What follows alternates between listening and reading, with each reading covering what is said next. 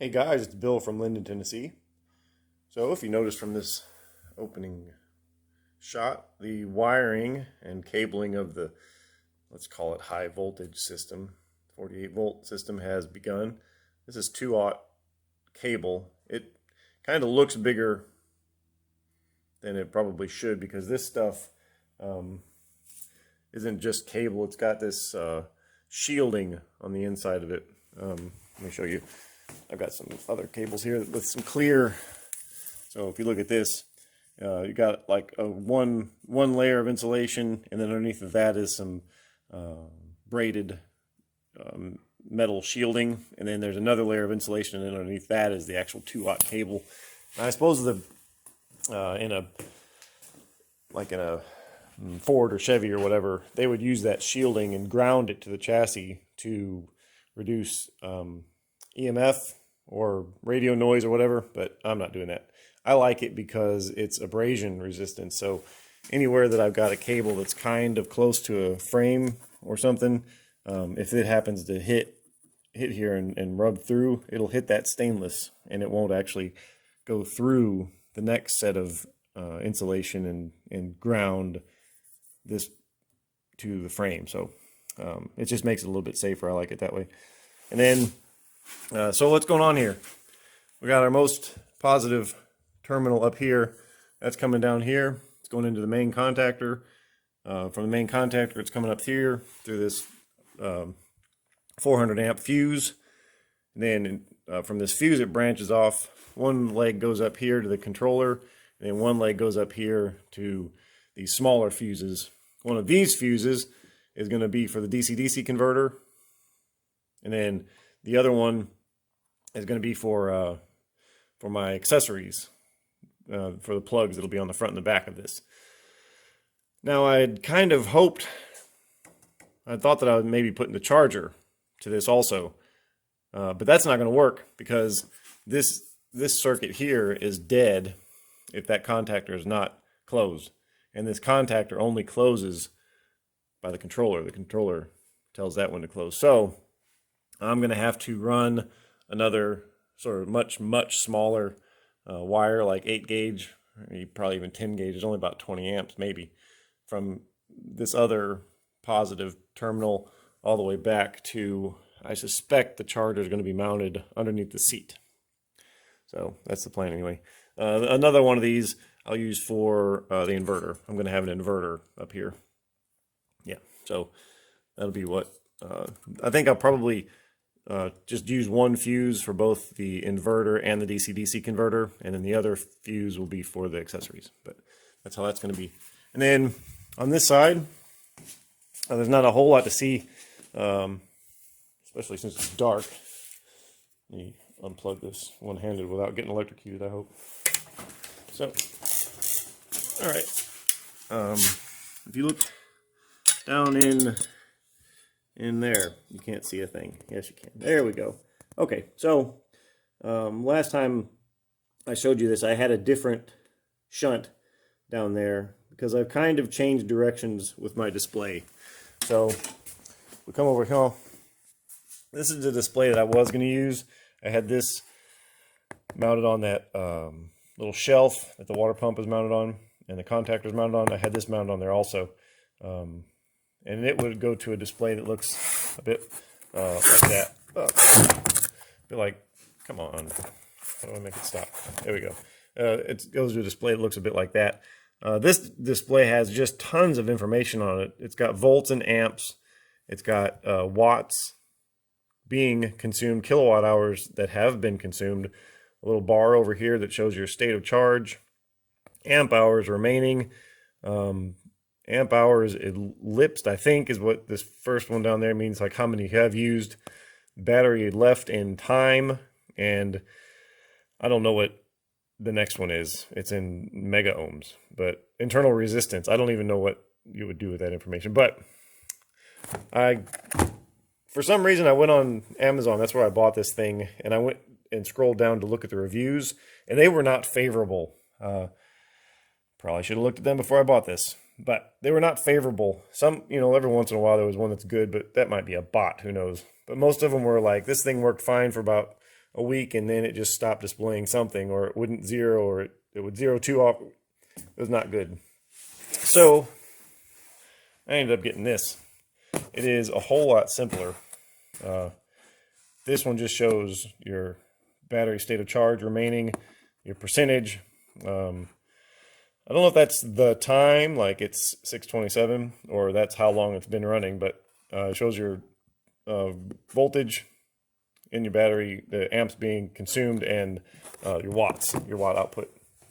And I kind of have that hooked up here, so we can show you how that works. So this is comes off of that shunt that I just lit up down there for you, and it just comes up here and connects to battery positive somehow. If I can get it to work, if I can get it to stay. Can I get it to stay? You gonna stay there? Yes. Okay. And then this is our little display, and it's, like I said, it's just very basic. Yeah, it's very basic. It's just, I've got it programmed for 120 amp hours because I think that's what this battery could be. When this battery was brand new, these are Leaf modules. When these Leaf modules were brand new, they're 500 watts each. 500, and then 14 of them, you multiply that, that's 7,000 watt hours. No, it's 7,000 amp hours. Anyway, I figured it out. I think it's 120. I know how to, I just can't, I can't think how to do the math right now. But anyway, I figured it out. I think it's 120 amp hours. I wish this thing would just record kilowatt hours, but it doesn't. But yeah, so you got your percentage, your time, probably time of running, and your watt output. That's the one that I'm most interested in, because it's kind of like horsepower, just kind of a fun little nerdy metric to watch. But that's what that is. And then every time you charge it, you reset it. This thing will light up. The backlight will come on whenever amperage is either going into or leaving the battery. What I want to do with this little wire, though, is I want to set this up to a switch somewhere. Maybe maybe not a switch on the dashboard. Maybe a switch that's a little bit more concealed, because it's not a switch that I'll use a lot. But the reason I want to do that is this thing, as little as it draws, this does draw current. This does draw power from the battery, energy from the battery, just to keep this thing alive. I mean, think of a digital watch. It lasts a really, really long time, but it does, does kill your battery. So would this thing drain that battery over an entire winter of it not being used? Probably not. Almost certainly not. But it'll draw more than I want it to. So just to have a switch that I can turn that off, and all it'll do is just disconnect this from the battery positive, and it'll shut that off. The other thing, these little bars right here, these are out of a Nissan Leaf battery pack. I mean, basically where these came from. And they being Nissan, uses these to connect, stacks of these modules together in series to make their 400 volt battery. And the Nissan Leaf, I'm pretty sure it's 100 watt, or it's 100 kilowatt motor, and then at 400 volts, what would that be? It'd be 500 amps.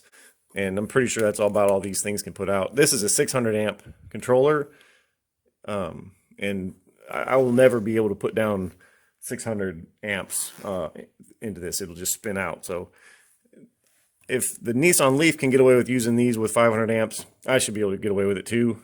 And the vast majority of the time, I'm going to be using less than 100 amps. So these will be like 50 amps. So these, I'm talking myself into this. I'm telling myself that this is going to be fine.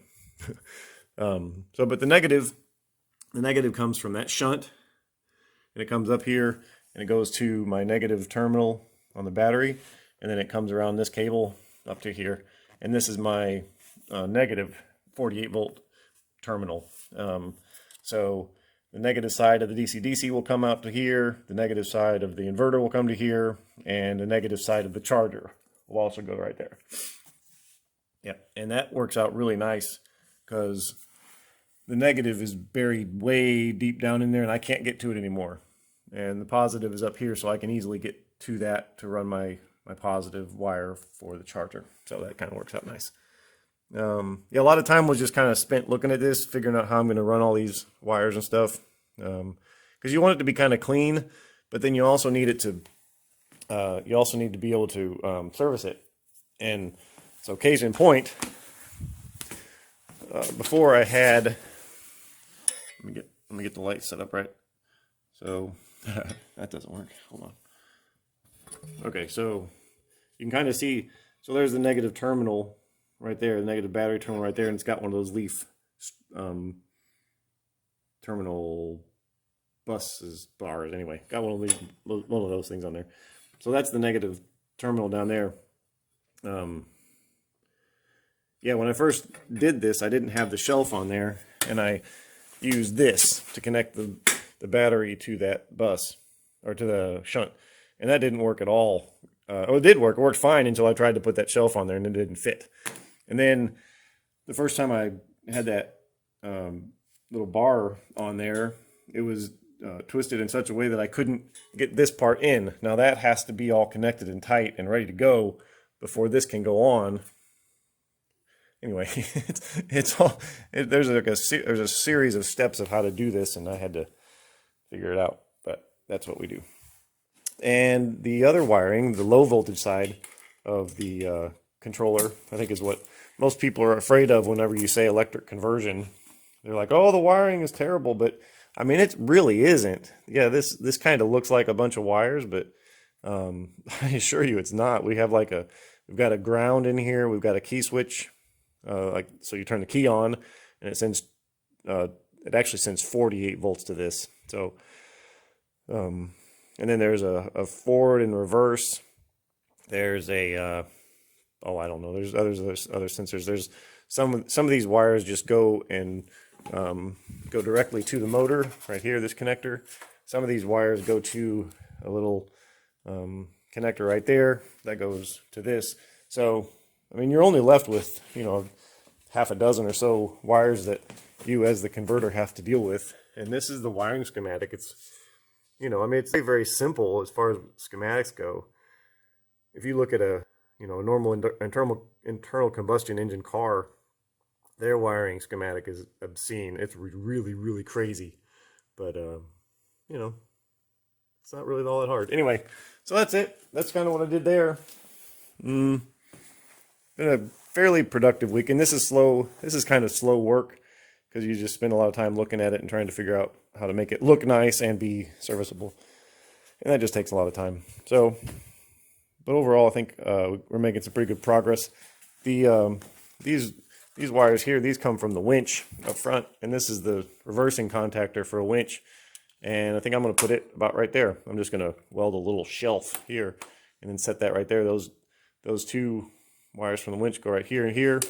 Positive and negative goes here and here. And then those wires are for the in and out switch, for the pay in and pay out switch for the winch. And yeah, that's pretty simple. Okay, well, that's it for now. As always, thank you for watching, and we'll see you next time.